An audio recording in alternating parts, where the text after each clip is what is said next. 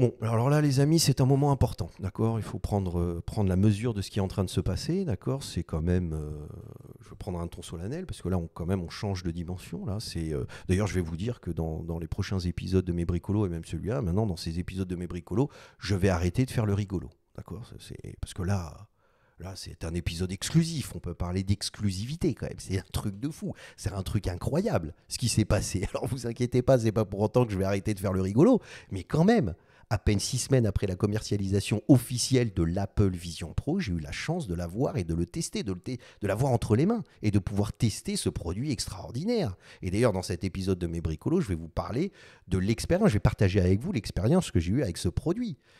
Alors pourquoi c'est incroyable? Parce que l'Apple Vision Pro n'est disponible qu'aux États-Unis. Donc si tu ne fais pas au States, tu peux pas tester le produit. Alors t'imagines, pour moi qui vis au Maroc et qui exerce mon métier au Maroc, c'est pas demain que je vais me réveiller que je vais en avoir un entre les mains. Et pourtant, c'est ce qui s'est passé. J'ai passé une après-midi avec ce produit, j'ai pu l'expérimenter, le regarder, le manipuler, découvrir son interface, interagir avec, et c'est quand même incroyable ce qui s'est passé. Et je vais vous partager, bien sûr, mon expérience, vous allez la découvrir, on va la découvrir ensemble, mais aussi je vais vous donner mon avis sur ce produit. Et ça, c'est très intéressant. Donc, il me tarde de partager tout ça avec vous. On se retrouve tout de suite en couleur pour justement découvrir ça. Allez, à tout de suite.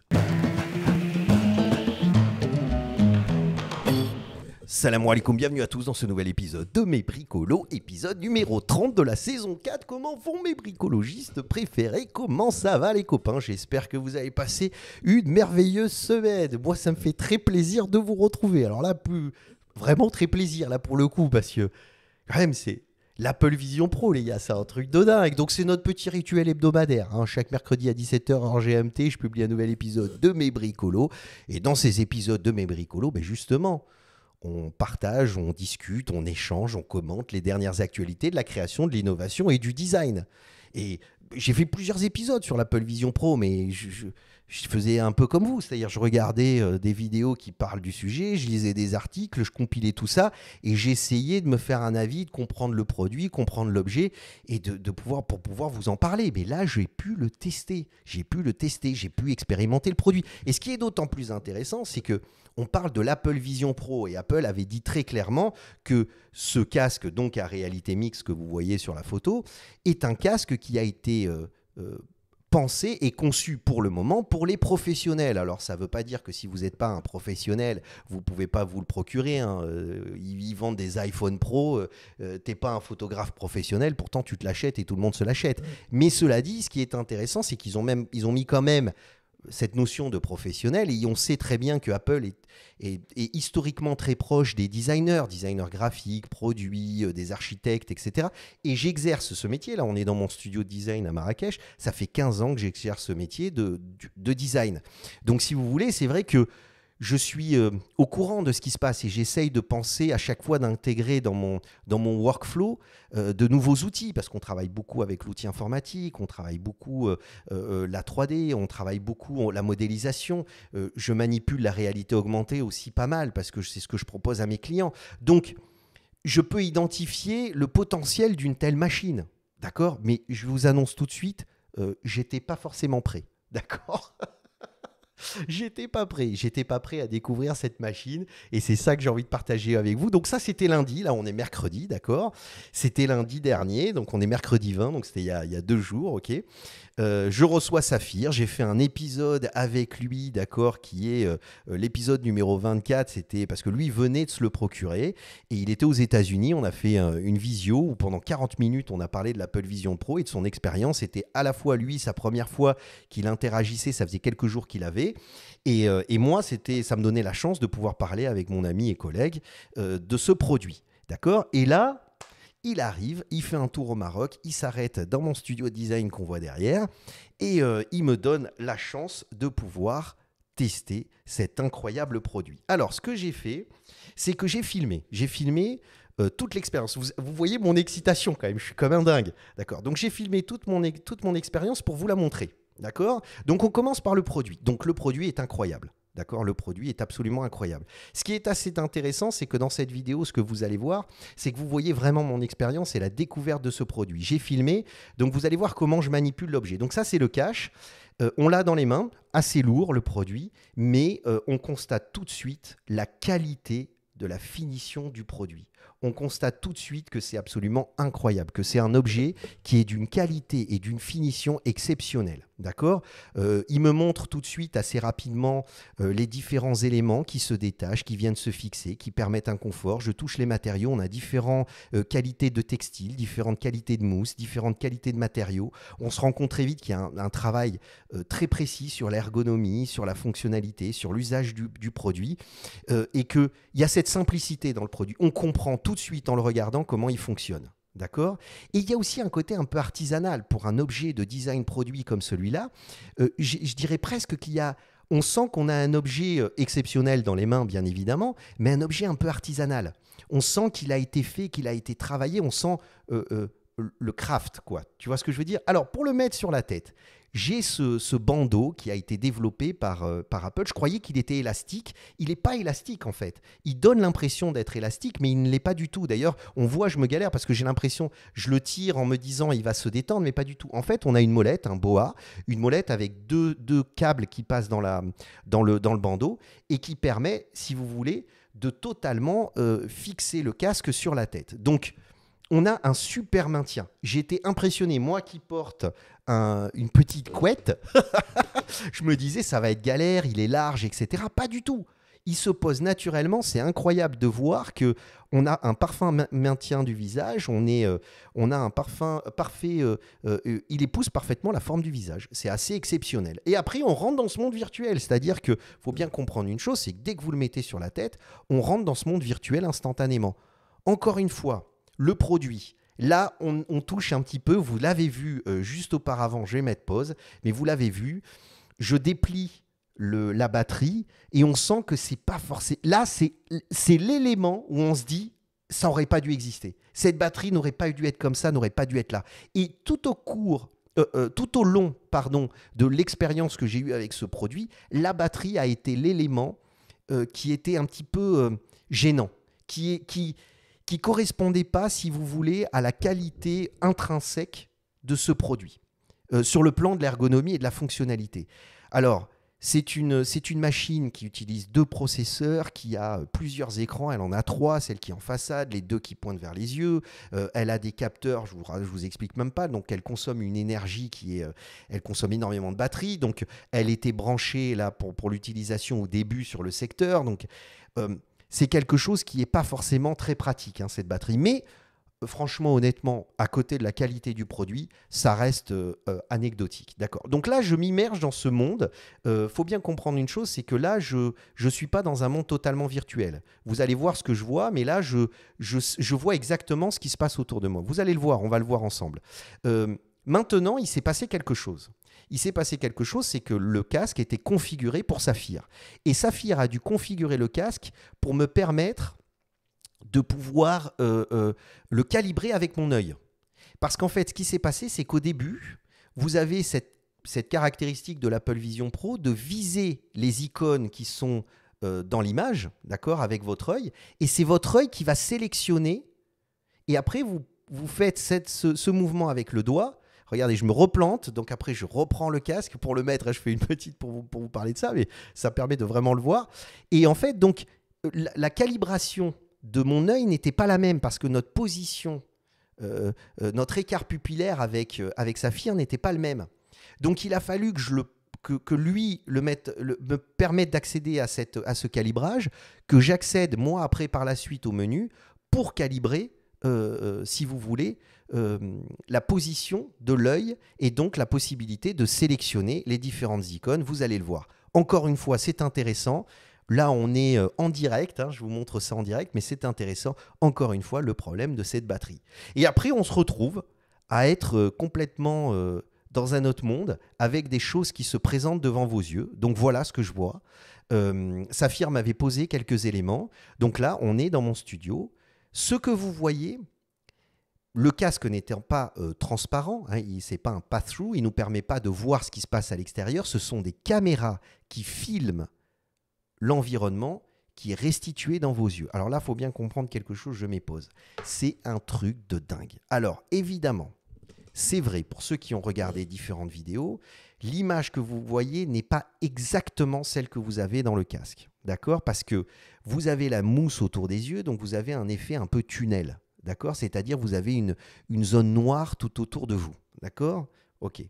Un petit peu. Mais c'est pas comme ce que vous voyez sur l'image. C'est-à-dire, je n'ai pas une image qui fait 180 degrés et si je tourne l'œil à gauche et à droite, je suis complètement immergé et je vois le monde comme si j'avais pas de casque sur les yeux. C'est pas vrai. C'est comme si vous aviez un masque, des lunettes et vous avez cette espèce d'effet tunnel. Autre chose, l'image est très précise à l'endroit où vous la regardez. D'accord? Elle est d'une extrême qualité, à tel point que vous vous posez la question, est-ce que c'est vraiment est-ce que je vois vraiment ce qu'il y a derrière ou est-ce que c'est une caméra qui me projette une image dans mes yeux? Parce que c'est d'une clarté quasiment identique à la réalité. Il faut bien comprendre, là, c'est vraiment exceptionnel. Cependant, si on prend le temps un petit peu de regarder et d'élargir son champ de vision, on voit qu'autour de la zone où on regarde, donc vous regardez un point fixe, mais vous vous concentrez sur ce qui se passe autour et vous voyez effectivement que l'image est de moins bonne qualité. Donc, vous avez cet effet tunnel, vous avez effectivement sur la périphérie une image de moins bonne qualité, mais là où vous regardez, l'image est d'une extraordinaire qualité.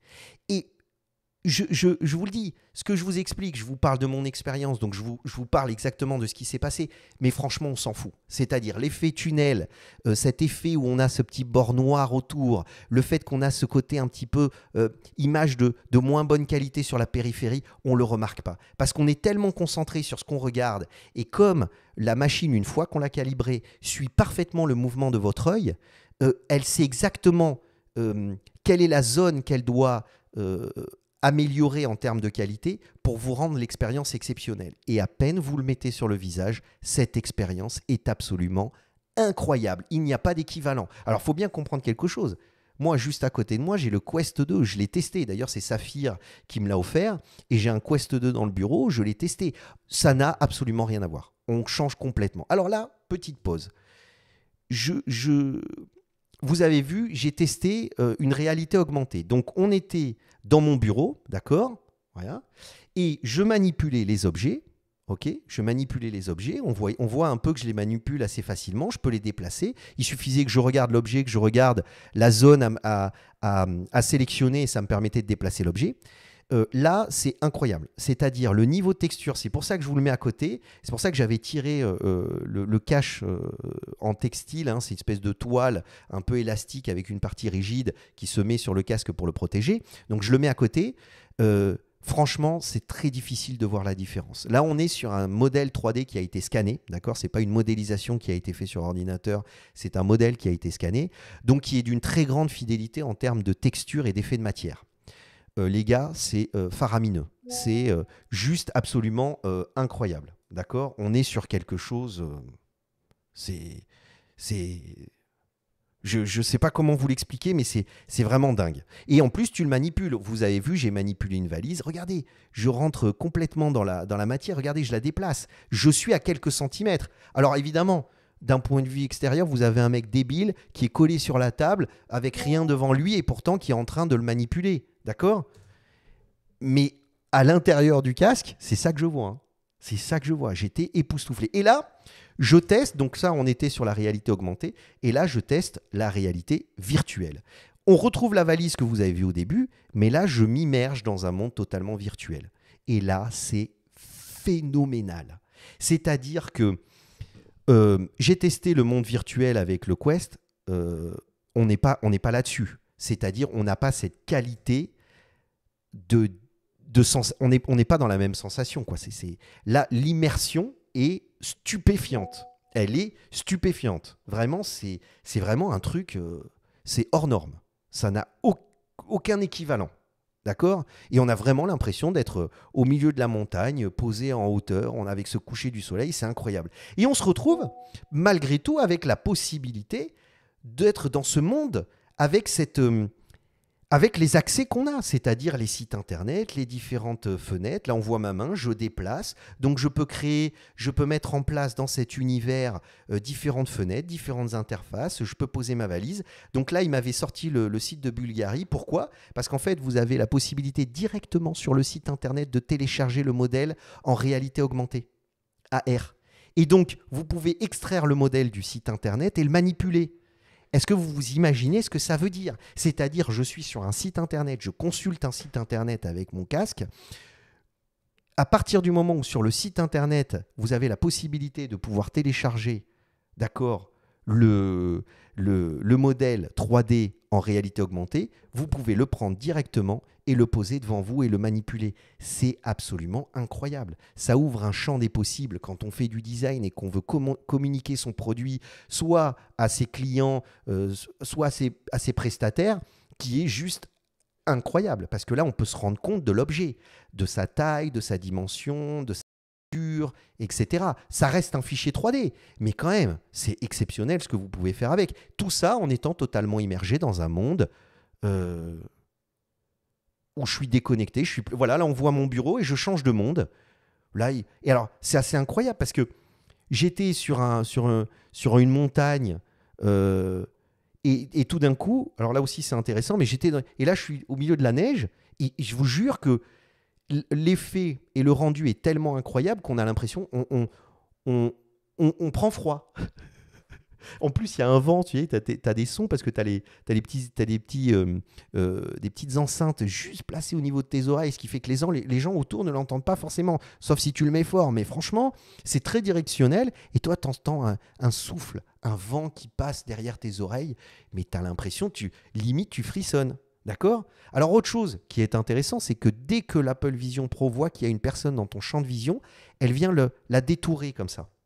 Elle vient la détourer. Ce qui est très pratique, parce que ça te permet de situer les personnes autour de toi. Donc, elle permet de ne pas trop t'isoler. Comparativement au Quest 2, qui t'isole complètement, elle, dès qu'il y a une personne qui passe devant, il y a un flou et elle te permet d'interagir avec cette personne. C'est incroyable. Et alors, l'effet, là, quand on est en face de la montagne, vous ne vous rendez pas compte, c'est normal, parce que là, on est en 2D, et vous êtes posé sur votre canapé en train de boire un thé à la menthe et de manger des petites cornes de gazelle pour ceux qui ne font pas le ramadan, ou si c'est... Mais je vous jure qu'on a l'impression de cette montagne. Moi, je la regardais, je levais la tête, je me disais, mais c'est énorme ce truc. C'est énorme. C'est incroyable à voir, c'est incroyable à expérimenter ce machin. Et j'ai toujours ma petite fenêtre et mon site internet ouvert. Alors là, par exemple, j'ai ouvert mon site internet, j'avais changé de monde et tout, je vous ai un petit peu coupé pour vous montrer le truc. Et là, je vais sur mon site internet pour voir et je me dis, c'est quand même incroyable. Je suis au milieu d'un désert et je suis en train d'ouvrir mon site internet, de manipuler les fenêtres. J'ai le modèle 3D juste à côté que je peux déplacer, que je peux fermer, que je peux ouvrir. Donc je me dis si par exemple là, je ne l'ai pas fait parce que je manipule la réalité augmentée, je pourrais le faire. Mais je veux dire, bon, je me sers principalement de la réalité augmentée pour communiquer avec mes clients et mes fournisseurs. Pour leur montrer avec le téléphone, vous savez, il y a le LiDAR de l'iPhone, donc on peut placer un objet. Mais je ne l'ai pas mis sur mon site internet en me disant que ce n'était pas utile. Mais là, ça change complètement la donne, c'est incroyable. Et regardez l'expérience, même dans la consultation de votre site internet, il y a cette facilité, cette fluidité. Alors là, on va arriver aux choses qui sont... on va encore voir un truc qui est exceptionnel que j'ai vécu juste après avec ce casque, mais aussi ce qui est... un peu moins intéressant. C'est qu'en fait, tout a été fait pour du 2D. Et même dans l'expérience du site internet, même si c'était incroyable de l'avoir si grand et si près de moi, on n'est pas du tout... on le vit pas de la même façon. Parce qu'on a cette espèce de panneau 2D qu'on peut déplacer dans cet espace qui se trouve autour de vous. Mais qui est figé, quoi, qui est en 2D. Et on a envie de rentrer dans cette image, par exemple. On a envie de rentrer à l'intérieur de ce site internet. Et on ne peut pas. Alors, même si dans la manipulation, c'est exceptionnel, parce que regardez, je le manipule, il est ce qu'on appelle l'écran change de taille en fonction de la dimension, c'est parfait. Mais on n'est pas en contact avec ce truc. Autre chose que m'a fait essayer Saphir, c'est ce qu'ils appellent je mets pause pour vous l'expliquer, c'est le virtual machine, ils appellent ça voilà, virtual computing. C'est-à-dire qu'en gros, tu allumes ton Mac, il va tout de suite le reconnaître et l'écran de ton Mac, c'est ce qu'il y a là devant vous, se déplace au-dessus de l'ordinateur et vous avez accès à l'écran de votre ordinateur en grand. Et bon, vous tapez sur votre clavier, vous touchez votre souris et vous avez accès à tout ce qui se passe dans votre ordinateur, mais avec l'Apple Vision Pro, en regardant l'Apple Vision Pro. Donc, oui, c'est incroyable parce que tu peux te déplacer comme tu veux. Il y a Saphir qui me parle derrière. Vous avez vu, il est détouré. Je peux le voir, donc je peux communiquer avec lui tout en étant en train de regarder cette fenêtre correspondant à l'ordinateur. Je peux la déplacer où je veux et je peux me mettre dans ce monde, je peux m'immerger dans un monde totalement virtuel pour justement m'isoler du monde et travailler confortablement. Mais en fait, ça n'a franchement aucun intérêt. Visiter des sites internet sur l'Apple Vision Pro, c'est moyen. C'est amusant, mais c'est moyen. Travailler avec l'Apple Vision Pro, je pense qu'à part si tu es en déplacement dans un avion ou n'importe où, tu as besoin de t'isoler et tu veux pas que les gens regardent ce que tu es en train de faire sur ton ordinateur, bah évidemment, là, pour le coup, mais c'est un cas particulier, d'accord ? Mais ce n'est absolument pas intuitif. C'est-à-dire travailler avec l'Apple Vision Pro directement en prenant les éléments de ton ordinateur directement comment ça s'appelle, à l'intérieur de ton Apple Vision Pro ou aller visiter des sites internet, franchement, inintéressant. Parce que c'est pas adapté, c'est pas intuitif, c'est pas vraiment. Tu es là avec ton casque, tu es obligé de regarder ton clavier pour taper, pour déplacer ta souris, alors que tu es dans un casque où tu es complètement immergé dans un monde et tu as envie de manipuler les objets. Je te jure, tu tends les bras et tu as envie de manipuler les objets qui sont autour de toi. J'ai mis pause parce que là, on arrive à ce qui vraiment m'a complètement fait halluciner et qui pour le coup est incroyable et on ne peut s'en rendre compte que lorsqu'on le teste. C'est que j'ai lancé Jig et qui est une application, et j'ai positionné une F1 à l'intérieur de mon studio de design. Alors c'était un événement, hein, tout le monde est venu voir, il y a des personnes derrière qui regardent, et j'ai placé une Formule 1, l'Alfa Romeo, celle de la saison dernière, devant moi. Et là, j'ai halluciné. J'ai halluciné sur la physique. Déjà, la valise m'avait impressionné. Déjà, la chaussure m'avait époustouflé. Sur la qualité du rendu de la matière. Moi, il faut savoir que je suis un passionné de F1. Je regarde la F1 depuis maintenant plus d'une dizaine d'années. Hein. C'est vraiment un truc qui me plaît énormément. Ça fait même plus longtemps que ça.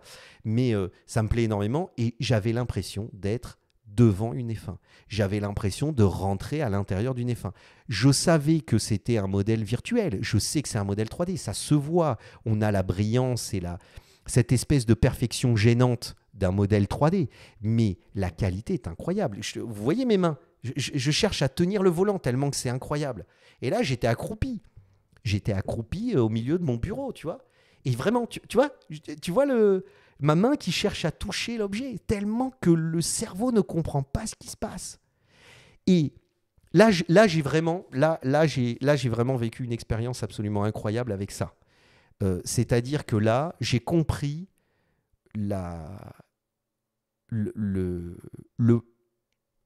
ce qui fait que ce produit est incroyable. Alors en plus, on peut animer cette 3D. Là, on a les effets, les flux d'air, l'aérodynamisme du véhicule qui est incroyable. Donc on visualise parfaitement l'aérodynamisme.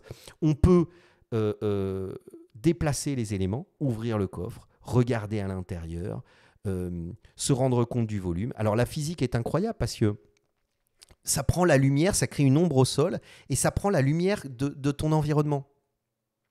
Donc c'est incroyable, tu as vraiment une sensation d'avoir l'objet, l'élément en face de toi, que tu déploies, que tu ouvres, que tu expérimentes. Et là, on est dans quelque chose d'exceptionnel. Alors, la dernière expérience dont je vais vous parler, mais que je ne peux pas vous montrer, parce qu'en fait, on ne peut pas enregistrer en même temps, c'est de regarder un film. Je ne pouvais pas enregistrer l'Apple Vision Pro et regarder un film en même temps. Mais je suis allé sur Apple TV et j'ai regardé un film, notamment Dune, c'est-à-dire le Dune 1. J'ai accédé à ce film, puisqu'il avait de disponible, là vous le voyez. Vous avez la possibilité de le mettre en 3D ou en 2D. 3D, c'est pas très agréable. C'est pas franchement une expérience qui qui d'ailleurs, c'est plus sympa de le regarder en 2D. Et donc, j'ai regardé en 2D ce film. Donc, c'est là où je me rends compte qu'on ne peut pas le regarder comme ça et qu'il faut finalement désactiver l'enregistrement. D'accord ? Je reviens en arrière sur cet élément-là pour vous expliquer une chose et pour terminer là-dessus, en fait, finalement. C'est-à-dire qu'en fait, là, on est complètement dans ce dont je voulais vous parler. Ok, je reviens légèrement en arrière pour qu'on se rende compte de ça. Voilà, c'est ça. C'est la réalité augmentée et la réalité virtuelle, dans le sens de l'immersion. C'est-à-dire tous les autres choses qui ont été annoncées. Et ça, je vous le dis, j'ai passé du temps avec la machine. J'ai pu expérimenter les différentes pratiques de cette machine.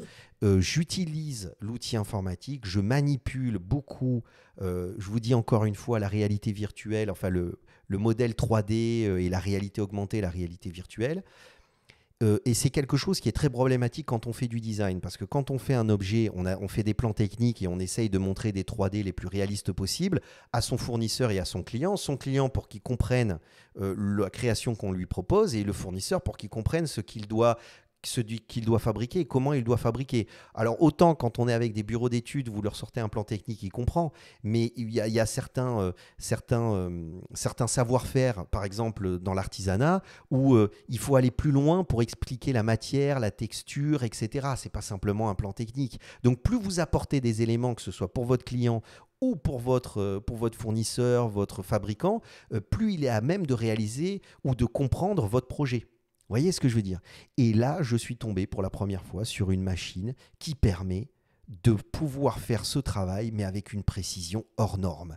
C'est-à-dire que on est dans une machine où tout le reste, c'est-à-dire travailler à partir de la réalité, enfin de ce casque Apple Vision Pro, non, c'est pas vrai. C'est pas vrai, c'est pas agréable, c'est pas ergonomique. Pour le moment, ça peut évoluer. Hein. C'est-à-dire que je dis pas que les prochaines mises à jour arriveront et permettront de le faire. Mais pour le moment, ce n'est absolument pas agréable de travailler sur l'Apple Vision Pro. Hein. C'est pas t'ouvres ton ordinateur et puis t'es là, t'es dans ton monde, tu mets tes fenêtres partout et tu commences à bosser avec. C'est pas vrai.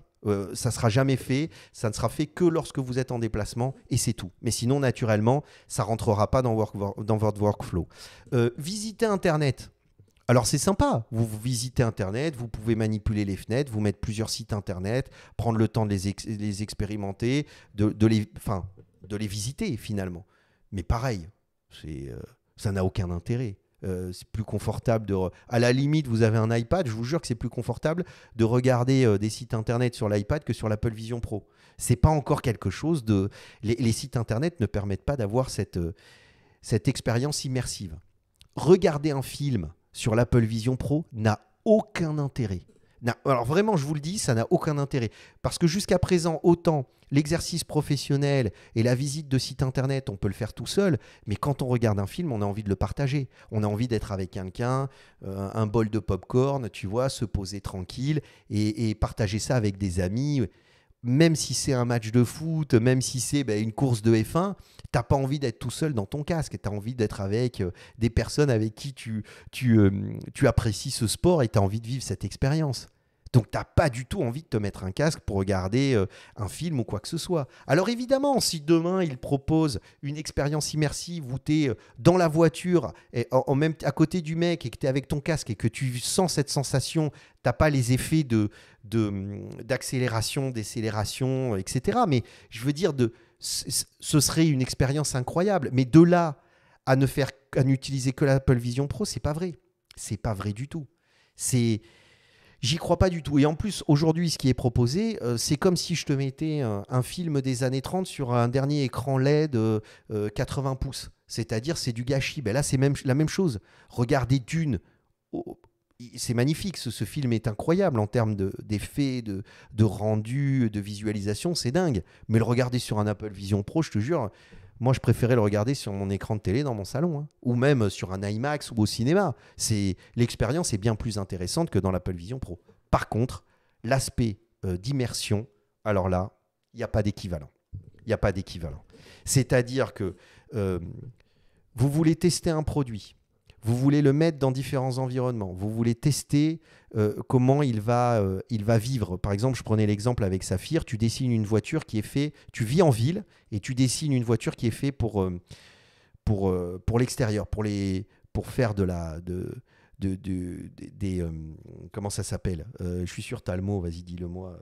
Des excursions, voilà. Sortir, aller dans les chemins, etc. Bon, bah, tu dessines ce véhicule, tu as envie de le voir en situation. Ben là, tu te mets dans un désert, tu te mets à la montagne, tu te mets où tu veux, tu poses ton modèle 3D et tu peux le visualiser dans un environnement pour lequel il est fait. Non pas que tu peux le tester, mais au moins tu peux te rendre compte de l'objet et de la façon dont il dialogue avec le monde extérieur. Donc, ce qu'il y a, c'est que la compréhension du produit, de la dimensionnalité du produit, de son rendu, de cette matière, de cette texture, de la façon dont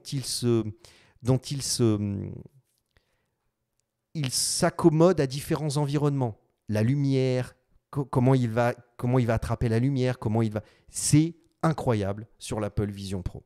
Et là, c'est vraiment les choses que j'ai expérimentées qui m'ont sidéré. C'est la F1, c'est la chaussure, c'est la valise que tu as vue au début, même si la chaussure et la valise étaient anecdotiques. Quand j'ai posé la F1, là, j'étais comme un fou. Donc, finalement, pour synthétiser un petit peu et puis arriver à la fin de cet épisode, on est à peu près à combien ? On est à 30 minutes.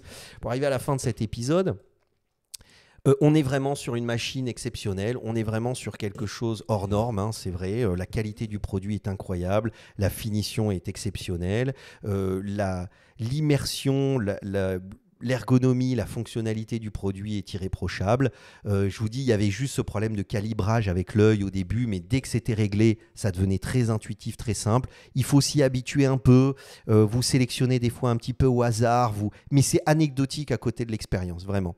Par contre, comment il est vendu et la façon dont il est vendu, vous allez travailler avec, vous allez faire ci, vous allez faire ça, regarder un film est exceptionnel et tout, c'est faux, c'est pas vrai. Ça va vous amuser 3 minutes, mais après vous allez le poser dans un coin et vous ne l'utiliserez plus. Par contre, l'aspect immersion, l'aspect visiter et aller dans de nouveaux endroits, expérimenter de nouveaux espaces, de nouveaux endroits. Je l'ai fait, se poser sur la Lune par exemple.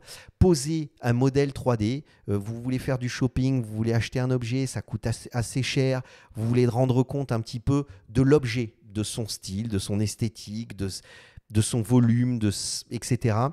Là, l'objet, vous avez l'impression de l'avoir devant vous. Vous avez littéralement l'impression de l'avoir devant vous. Donc voilà, moi, ce qui m'a surpris, c'est le côté immersif de l'Apple Vision Pro et c'est le côté expérience d'objets virtuels dans un monde soit virtuel, soit réel, puisqu'on parle de réalité augmentée. D'accord ? Donc, vraiment, c'est exceptionnel. Maintenant, on est sur un objet qui est assez lourd. Moi, je l'ai porté, je crois, 2 heures. Et puis j'ai fait 1 heure et puis après 2 heures. Et au bout d'un moment, j'avais vraiment vraiment la marque. Bon, c'est très confortable avec le bandeau et tout, c'est très confortable, mais c'est lourd. Et alors, quand on sort de là, on est complètement dans un... On est un peu en suspens parce qu'on ne sait plus trop. Le cerveau ne comprend pas. Il se dit, mais attends, c'était quoi ? Autant quand on est dedans et qu'on expérimente, on est complètement excité, on manipule, mais alors quand on sort de là, je te jure que tu regardes le truc, tu te dis, oh là là, tu vois ? Voilà. C'est assez troublant. Bon, j'espère que ça vous a plu. Je vous ai parlé en long, en large et en travers. J'espère que cet épisode vous a plu. Vous le regardez en plusieurs fois si vous n'arrivez pas à le regarder en une fois. En tout cas, voilà, c'était une expérience. Je suis très content de l'avoir partagé avec vous. On prend le temps, je vous parle de ça. Comme ça, vous voyez un petit peu à quoi ça ressemble. On attend les prochaines versions. On attend les mises à jour. On va voir ce qu'Apple propose. Je pense qu'effectivement, il va y avoir du développement autour de ce produit. Je trouve que son utilisation reste quand même très, très, très limitée et que tout ce qu'ils vendent en dehors du côté immersif n'est pas encore abouti, n'est absolument pas vraiment très, très pertinent. Voilà, c'est comme ça que je mettrai les choses. Et vous, qu'est-ce que vous en pensez, les gars ? On se retrouve dans les commentaires, vous me dites ce que vous en pensez, vous me dites si vous avez des questions, n'hésitez pas, je vous répondrai. Je vous laisse avec 2 vidéos qui s'ouvrent à droite et à gauche justement sur le sujet. Vous allez voir comment je trouvais l'objet avant, la discussion que j'ai eue avec Saphir qui m'a permis de tester l'objet, donc merci Saphir. Donc vous allez voir tout ça et puis abonnez-vous. Ah, franchement là, épisode exclusif, là vous ne pouvez que vous abonner et soutenir cette chaîne et montrer que c'est quand même au niveau là. Je reprends mon taux solennel pour vous dire que ça y est, maintenant dans les épisodes de Bricolo, on arrête de faire le rigolo. Allez, pslema à tous et on retrouve la semaine prochaine pour un nouvel épisode de Mes Bricolos. Bye les copains.